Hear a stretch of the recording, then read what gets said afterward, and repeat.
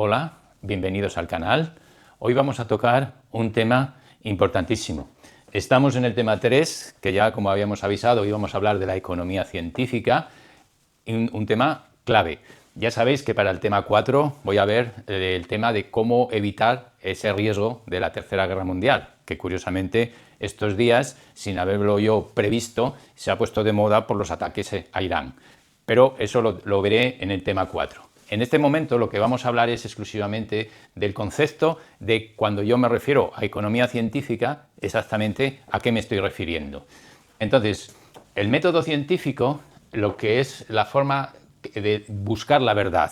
Eso es lo que queremos. Es decir, cuando alguien tiene una ideología, realmente defiende la ideología y la ideología actúa como una pantalla que no le gusta que otro opine contrario. Es decir, la verdad como que es secundario, lo que importa es decir, tengo razón, tengo yo razón. En la ciencia no buscamos quién tiene razón, sino a ver quién demuestra la verdad mediante un método científico. Entonces, aquí no hay líder, es decir, en la ciencia no existe un líder que dice esto se va a hacer así porque lo digo yo, sino que en la ciencia es el conjunto de todos los profesionales investigando y valorando las cosas, cómo se progresa, igual que en el libre mercado, a base del método científico. Que como veis aquí, buscar la verdad es algo importante porque la verdad es atemporal. Es decir, una vez que encuentras lo correcto, la verdad, y que ves que funciona, no funciona hoy, mañana no. Dices, hombre, pues o te equivocaste ayer o te equivocas hoy. No puede ser que una cosa que si es de verdad absoluta, es algo científico, es decir, es como la gravedad. Es decir, hoy hay gravedad y si me tiro del quinto me mato, y mañana ya no, mañana no hay gravedad. No, si la verdad es que la ley de la gravedad existe siempre y existe en todo el mundo. Entonces, es una ley basada en la ciencia. Bueno, pues lo que hacemos es que lo primero es la observación a partir de los descubrimientos que va haciendo los científicos. Ellos observan cómo se producen las circunstancias y así van sacando, digamos, datos para poder luego sacar grupos de control. Fíjate que los científicos, siempre que quieren que tenga una garantía, por así decirlo, lo que tiene que hacer son trabajos de grupo de control. Es decir, a un grupo se le hace un tratamiento y a otro grupo otro distinto y comparan los resultados. Bueno, pues fijaros lo que ocurre con la economía científica. Tenemos el mejor grupo control que se puede tener en el mundo. Ya quisiéramos los científicos tener grupos control de esa calidad. Es decir, los países. Es decir, nada más tienes que comparar países que son grupos de control con muchos habitantes y por un largo tiempo, teniendo una muestra variable pero muy homogénea de individuos de la misma especie con las mismas características que te sirven como grupo de control. Entonces, cuando a un país le va muy bien y a otro le va muy mal, teniendo en cuenta que en los dos los que dirigen el país son seres humanos, pues ese es el grupo de control más importante. Muchos científicos, cuando hacen estudios utilizando un grupo de control, pues a lo mejor consiguen 20 individuos, un grupo de control 30 individuos, durante una semana, seguimiento durante un mes, y con eso ya se dan por satisfechos. Nosotros, en lo que es el método científico de la economía, tenemos los países, que es el grupo de control envidiable. Cualquier científico quisiera tener grupos de control de esa calidad.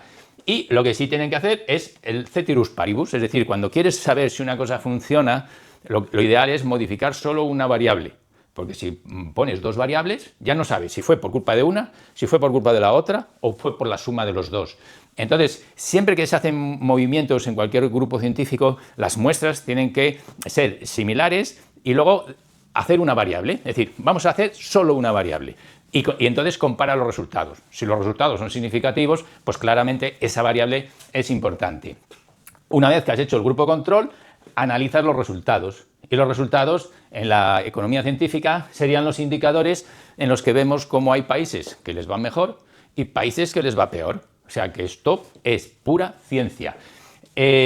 Vistos los resultados, y podemos saber incluso la causa. Es decir, todo esto analizado por profesionales, no por ideologías ni de un lado ni del otro. Gente imparcial que lo que desea es averiguar siempre la verdad. No tratan de defender ningún tipo de ideología. Entonces, con esos resultados puedes saber la causa, porque la causa siempre hay 5 datos que te indican si esa causa es la correcta. Es decir, hay una relación entre la dosis y la respuesta. Es decir, que subes la potencia de esa causa y la respuesta aumenta. Es atemporal, es decir, que cuando haces efecto la causa, se produce el efecto. Tú guardas relación temporal. Hay una consistencia, es decir, que eso lo repites en más de un país y ves que vuelve a pasar lo mismo. Es decir, pones una ideología en un país, en otro, y ves que a todos les va mal. Y pones otra ideología en varios países y ves que a todos les va bien. Luego eso significa que la consistencia es muy buena. Coherencia quiere decir que es reversible, es decir, que tú coges un país que le va bien, de repente viene un nuevo líder, mete una ideología contraria y entonces el país empieza a empeorar. Y al revés, a un país que le va mal, viene un líder con ideas correctas y ese país empieza a mejorar. Luego el tema, para ver la causa, tiene que haber reversibilidad y luego una lógica científica. Este método científico, lógicamente, tiene que estar equilibrado, es decir, que no tiene que estar previamente de decir voy a demostrar que mi teoría es correcta. Dices, no, tú tienes que estar equilibrado y ver los resultados y analizar los resultados de forma imparcial. Entonces, ¿qué ocurre con la mayoría de las ciencias? Que cuando se descubre algo, esa ciencia evoluciona maravillosamente. Por ejemplo, en medicina, vino Fleming, descubrió la penicilina y no es que cuando murió Fleming, ya los antibióticos se dejaron de usar. Dices, no, porque los científicos, una vez que vieron ese descubrimiento y ese avance a la ciencia, nunca tiran para atrás. Al revés, los antibióticos llevan 100 años y cada vez se producen antibióticos de mayor potencia, de distintas generaciones de antibióticos, y eso no se olvida aunque muera el que lo descubrió. En tecnología, fijaros, por ejemplo, el coche, hace 100 años los carros iban tirados por vacas y por caballos, y actualmente los coches han ido evolucionando. ¿Por qué? Porque han utilizado el método científico, es decir, se ha ido poco a poco mejorando, y en solo 100 años ambas cosas han evolucionado muchísimo, la medicina, la tecnología, es decir, todo aquello que está basado en la ciencia. Y sin embargo, el Estado, llevamos 10.000 años, y desde que empezó a hacerse el Estado, 10.000 años, fijaros, 10.000 frente a 100. Y sin embargo, seguimos con la misma historia, con los estatismos, con las ideologías, con las guerras, con las obsesiones ideológicas de querer meter a cualquier costa ideologías falsas, etc.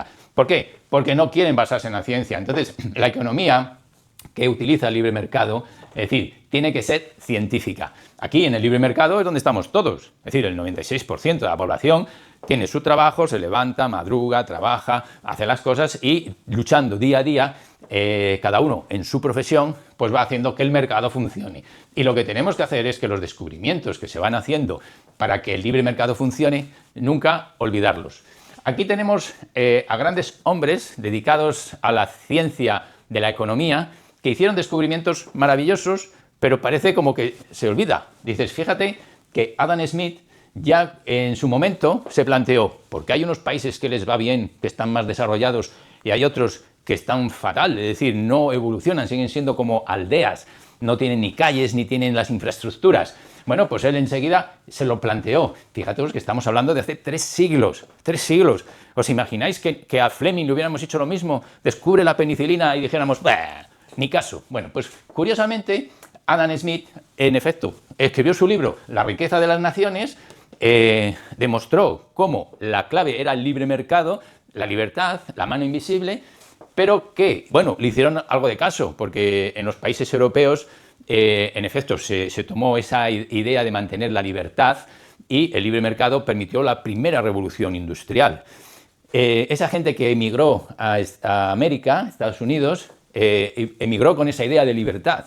Y allí es donde se produjo la segunda revolución industrial. Es decir, que gracias a esas 2 revoluciones se descubrieron gran parte de la tecnología que tenemos ahora y se vio la importancia de que esto que Adam Smith nos decía hace 3 siglos, pues curiosamente sigue siendo verdad, porque la verdad, como os decía, es atemporal. Si es verdad, es verdad.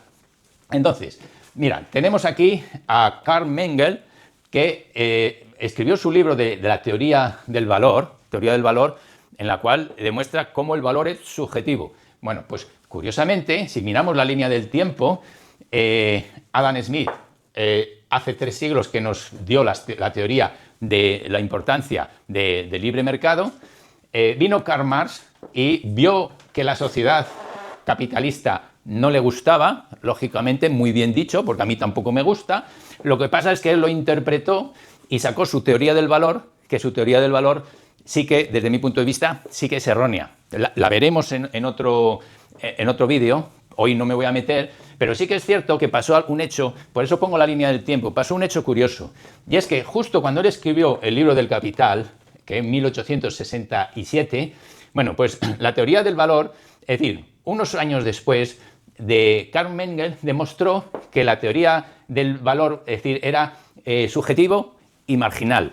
Es decir, tú tienes mucha sed y te ofrecen un vaso de agua, estás en el desierto y eres capaz de pagar cualquier cosa por un vaso de agua. Pero te ofrecen otro vaso y dices, bueno, ya no voy a pagar lo mismo porque ya sacié. Dices, pero bueno, pagaría la mitad. Tal. Cuando te dan el tercero, dices, bueno, no, yo ya estoy bien, ya no pago lo mismo que pagué por el primero. Es decir, que lo que a uno le gusta, lo que a uno le interesa, eso es lo que genera el valor que le das a las cosas. Sin embargo, Karl Marx dijo, no, el valor está en el esfuerzo del trabajo. Y entonces, claro, ¿qué ocurrió? Pues que él escribió el libro con su teoría, que desde mi punto de vista es errónea, y de hecho los resultados que ha tenido no han sido buenos, leyó, casi seguro que leyó, debería haber leído también a Adam Smith, pero seguro que leyó la teoría de Carl Mendel. ¿Y qué ocurrió?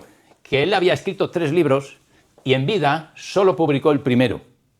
Y tenía un amigo que le decía, Friedrich Händel le decía, oye, venga, publica los otros 2 libros. Pero Karl Marx era consciente y no estaba convencido de que su teoría, la teoría que había sacado en el primer libro, era correcta.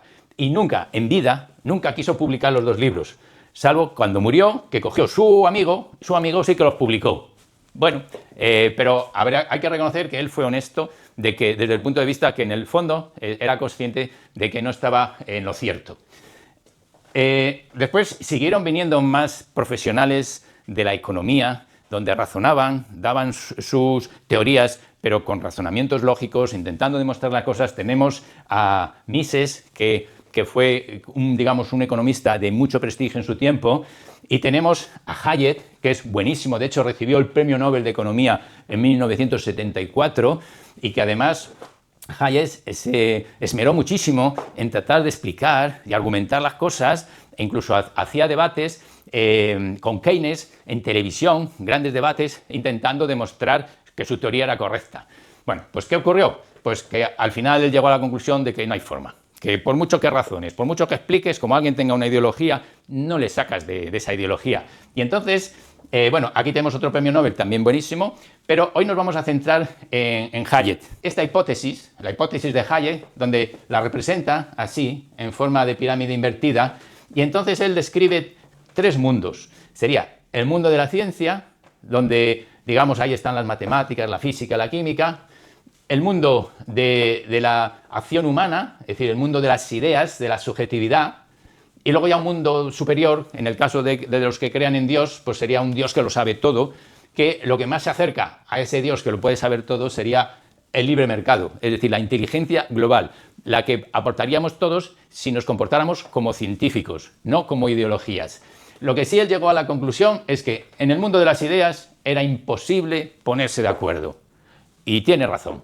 Es decir, por mucho que yo explique aquí e intente razonar, habrá gente que piense de una manera, hay gente que piense de otra, y posiblemente yo no voy a convencer a nadie. Pero hay una clave que es lo que sí trato yo de exponer, y es que en vez de movernos en este mundo de la ciencia, que es un mundo totalmente subjetivo, donde todo el mundo opina, aunque no tengan ni idea del tema, todo el mundo opina, y todo el mundo tiene opiniones variadas, de tal manera que tienes unos que opinan de un lado, otros que opinan del extremo contrario, una mayoría que podía estar indecisa, pero que al final solo como un 50% podíamos coincidir. Por eso se ve cuando hay elecciones electorales, siempre está todo reñido. Ay, que si gana un lado, que si gana el otro, la mitad para aquí. Cuesta mucho trabajo tener una mayoría absoluta. ¿Por qué? Porque en el mundo de las ideas, el mundo pues está dividido y no hay forma de ponerse de acuerdo. Entonces Hayek como que tiró la toalla diciendo, ¿qué más da? Por mucho que discutas, por mucho que debatas, no vas a conseguir nada. Solución: tenemos que pasar la economía del mundo de las ideas y del mundo de las ideologías, tenemos que pasarlo al mundo de la ciencia. Y por eso yo, cuando hablo de economía científica, hablo de ciencia, no hablo de ideologías. Por eso, cuando alguien dice, ay, tú hablas de política en el canal, digo, no, Yo no me voy a meter nunca en política. Yo lo que voy a tratar de hablar es de ciencia y argumentar las cosas de una manera científica. Entonces, si conseguimos bajar la economía al mundo de la ciencia, entonces sí que ocurre la gran maravilla, y es que el 100% de los científicos se suelen poner de acuerdo. Es decir, nadie pone en duda la ley de la gravedad y nadie pone en duda que 2 y 2 son 4. Luego quiere decir que si nos movemos en el mundo de la ciencia, entonces sí que podemos llegar a conclusiones, podemos llegar a ponernos de acuerdo y hacer que las cosas funcionen, y no dando bandazos como ocurriría si siguiéramos en este mundo de las ideologías. Entonces, el mundo de la ciencia, curiosamente, que es mucho más fácil de entender y de aprender que el mundo de las ideologías, justo aquí solo opinan el que realmente sabe. Es decir, tú encuentras un experto, un profesional especializado en una cosa y no se te ocurra discutirle y llevarle la contraria. Yo me encuentro a un ingeniero que ha hecho edificios majestuosos y no voy a empezar a discutirle, no, pues muy mal hecho, eso no se hace así. Es decir, ahí te quedas así como diciendo, pues mira, yo no sabría hacerlo. En cambio, en el mundo de las ideas, todo el mundo cree que tiene razón. E incluso la gente que no ha estudiado nunca nada tiene su propia opinión y defiende su opinión, y si le lleva la contraria se enfada. Entonces, ese es el problema, que no nos podemos mover aquí, en el mundo de las ideologías. Tenemos que bajar al mundo de la ciencia. Fijaros que en esta representación de la pirámide dice, cuanto más arriba llegas, los sistemas se vuelven más complejos. Y claro, en el mundo de las ideologías la complejidad es muy alta.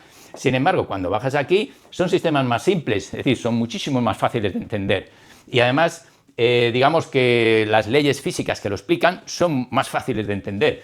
A medida que vas subiendo, empiezan ya a complicarse porque empiezan a ser los sistemas cada vez más complejos y aparece la teoría de la relatividad de Einstein, donde ya 2 y 2 no son 4, porque si metes una variable nueva, por ejemplo el tiempo, resulta que tú ahora tienes 2 manzanas y 4 manzanas, pero dentro de un mes ya no te puede quedar ninguna, pues porque se han estropeado. Entonces, claro, la teoría de la relatividad, el tiempo, o por ejemplo la distancia más corta entre 2 puntos, una línea recta. Einstein te dice, no, es una curva. Dices, pero a ver, ¿cómo va a ser? Si yo quiero ir de allí, yo voy en línea recta. Dice, no, porque la Tierra está girando, el Sol está girando, la galaxia está girando y el universo se está moviendo. Luego tú crees que has hecho una línea recta, pero realmente lo que has hecho es una línea curva. ¿Por qué? Porque has metido más variables. Pero en la vida cotidiana tú no dices, bueno, pues para ir de allí voy dando una curva. No, sino que la teoría de la relatividad en efecto aparece en todos los sistemas complejos.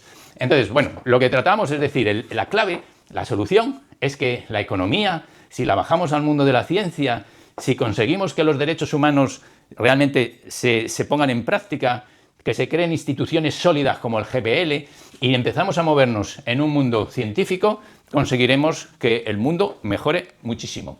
Así pues, el problema está en que la economía mezclada con la política es un error si no lo basamos en la ciencia. Es decir, son como las dos caras de la misma moneda.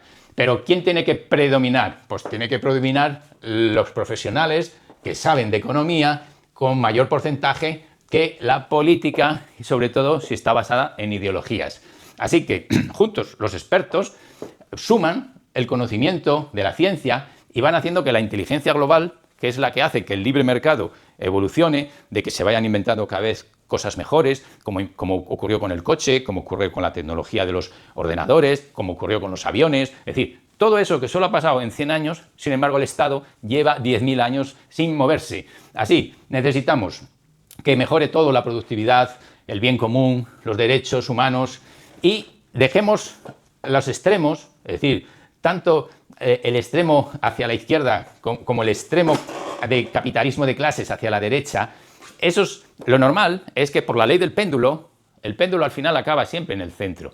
Quiere decir que lo lógico es que en el centro es donde esté la solución. Fijaros, los estatismos, donde el Estado es muy poderoso, lo que ocurre es que hay mucho Estado y el mercado, el libre mercado, se ve comprimido por los impuestos, por las normas, por los reglamentos, y entonces al final la gente no se puede volver emprendedora, no puede poner empresas, ni dar trabajo, ni nada, porque los impuestos son muy grandes y los problemas hacen que el libre mercado se deteriore.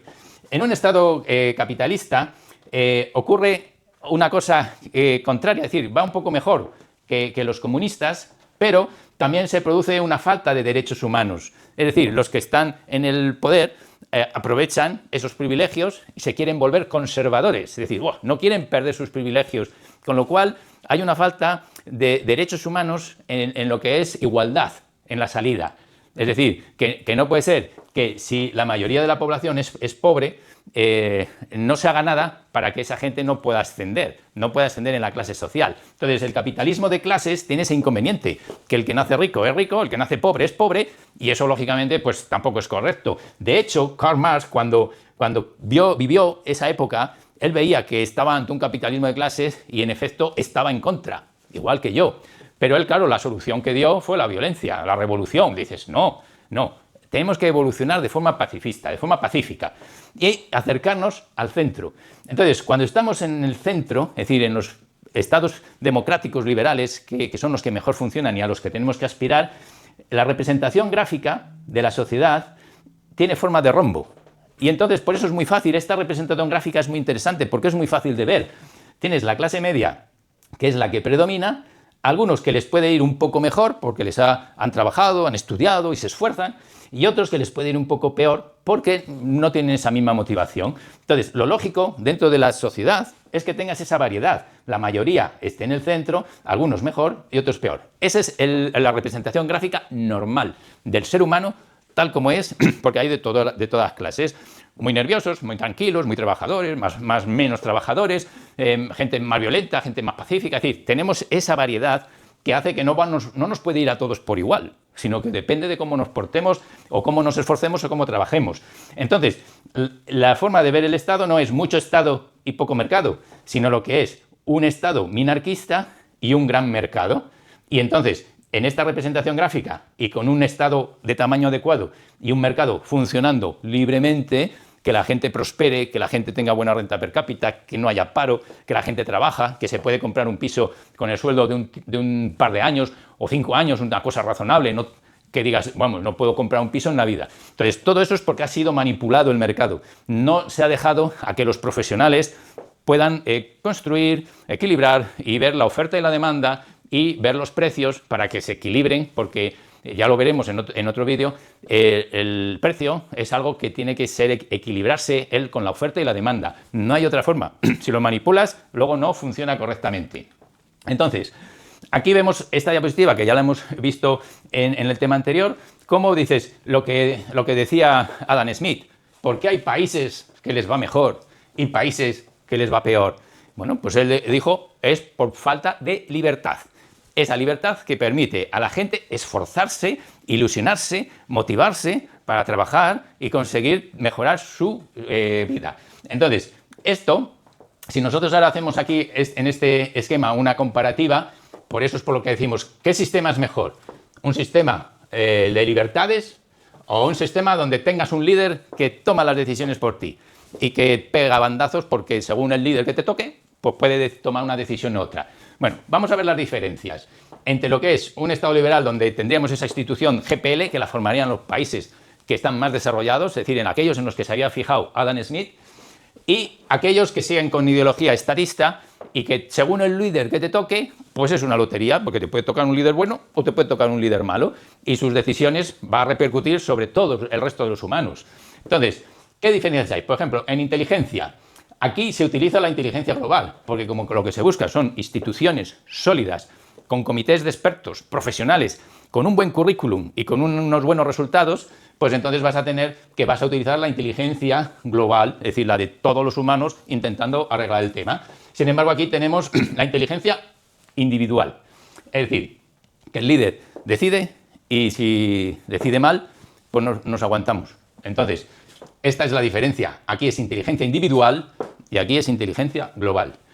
Aquí el método, pues está basado en la ciencia, es decir, que dentro de las directrices de la inteligencia global solo utilizas lo que obtiene mejores resultados. No sirve cualquier ideología, solo hay que utilizar lo que funciona, lo que tiene mejores resultados. Aquí no, aquí va a estar basado en la ideología. Luego es una auténtica lotería, si te toca un líder bueno, pues bueno, podrá más o menos funcionar. Y si te toca uno malo, pues entonces el país irá muy mal. Eso pasó con los reyes, pasó con los faraones, pasó con los zares, pasó con los dictadores, pasó siempre. Que no podemos dejar todo a la cabeza de un líder. Porque, ¿y si ese líder enferma psicológicamente? ¿Y si su cabeza no está bien centrada? Claro, pues todo el mundo a sufrir las consecuencias. Es un grave error utilizar el líder, tenemos que empezar a cambiar y utilizar métodos basados en la ciencia en instituciones sólidas. Fijarnos en los resultados. Si los resultados son buenos, son reproducibles, perfecto. Aquí es donde está el progresismo. Porque muchas veces los de izquierda dicen, nosotros somos progresistas. Dices, bueno, mira a Cuba, mira a Venezuela, si tú crees que eso es el progreso, pues vale. Pero sin embargo, yo donde veo progreso es en aquellos países que tienen más libertad económica. Esos son los que más progresan. Luego el progreso está en ver los resultados y en la libertad económica, en las instituciones, en la inteligencia global. Aquí es donde está el progreso.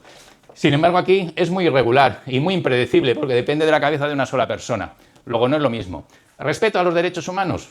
En los países desarrollados, en las democracias perfectas y las democracias liberales, sí se respetan la igualdad de oportunidades. Es decir, sí es que todo el mundo tiene derecho a una educación, todo el mundo tiene derecho a la justicia, a la sanidad, todo el mundo tiene derecho a que se respete su vida, su propiedad privada y su libertad para que haga con su vida lo que quiera. Sin embargo, en los países donde hay un líder, pues no es así, porque tienes que seguir las normas de las ideologías de esos líderes.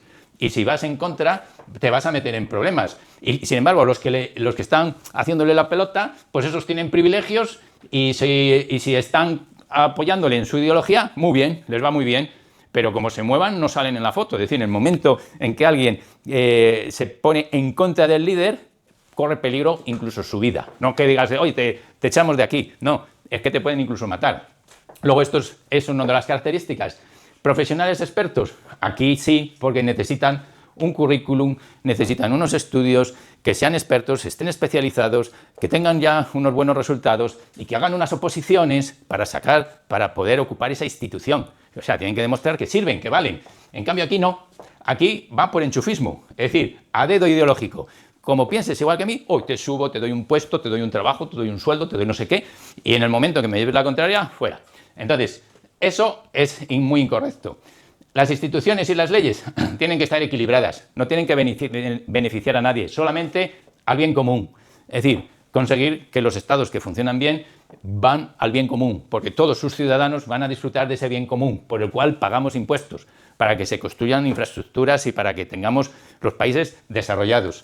Pero no para la corrupción, no para los intereses personales, no para que alguien se quede con parte de ese dinero. Es decir, eso tiene que estar muy, muy penalizado. Entonces, en los países que tienen instituciones mucho más sólidas, el peligro de corrupción es menor. Por eso, la corrupción es un parámetro para medir si un país está funcionando bien o está funcionando mal. La representación gráfica es muy importante, porque nada más que ves esta imagen en forma de rombo, ya sabes que estás en un país liberal, donde se respetan los derechos humanos, donde hay equilibrio y la sociedad está perfectamente equilibrada, parte más para arriba, parte más para abajo, pero está perfectamente en perfecto equilibrio. Sin embargo, tanto en los países de extrema izquierda como en los países de capitalismo de clases, ya no es un rombo, aquí es una T invertida y aquí es una pirámide típica del capitalismo de clases, donde las clases privilegiadas son conservadoras, es decir, no quieren perder el poder y la ventaja que tienen competitiva y por eso ahí es difícil alcanzar esta situación en la que puede haber ascenso social. Es decir, tú puedes nacer en una familia más pobre, pero si trabajas y te esfuerzas, acabar arriba. Porque como se cumplen los derechos humanos, quiere decir que tienes derecho a una educación. Es decir, aunque nazca de una familia pobre, tú estudias, te formas, encuentras un trabajo y si eres bueno, puedes llegar a clases de arriba. Es lo que se llama el sueño americano. Es decir, que saliendo de una clase inferior puedes llegar a una clase superior. En cambio, en el capitalismo de clases, si naces en una clase inferior, es muy difícil que te saquen de allí porque no hay educación, porque no te permiten prosperar. Entonces, el Estado en los que se hace bien son estados sostenibles. No se produce el minarquismo, es decir, no se produce el estatismo, el Estado grande, sino el Estado de tamaño correcto. Y aquí no. Entonces, aquí el Estado, todo va a depender del líder y entonces se dan bandazos. Se dan bandazos de que gobierna un determinado líder y toma unas decisiones. Acaba su mandato, viene otro y piensa justo distinto y hace lo contrario. Por eso, en un Estado donde hay instituciones sólidas, lo normal no pegar bandazos. Es decir, por ejemplo, en medicina no coges y dices, bueno, ahora voy a operar de esta manera y de repente dices, no, pues cambiamos, ahora ya no se opera así, se vuelve a operar como hace 20 años. Dices, no, eso nunca ocurre en la ciencia. Entonces, la idea es, tenemos que eliminar las ideologías. no a la era política en la que todo estaba basado en los líderes y en los errores de los líderes, y irnos a esta economía científica para que con su aplicación consigamos un mundo mejor y que la política utilice la economía científica, que no utilice las ideologías. Bueno, espero que os haya gustado, muchas gracias. Si os ha gustado, dadle like para que el canal pueda seguir progresando. Si os suscribís, mejor, porque ayudáis. Y en breve sacaré el siguiente vídeo, que para mí en estos momentos parece que está más de actualidad de lo normal, que es cómo evitar el peligro de la Tercera Guerra Mundial, que sigue estando ahí y que curiosamente estos días parece que está un poco más en boga. Muchas gracias.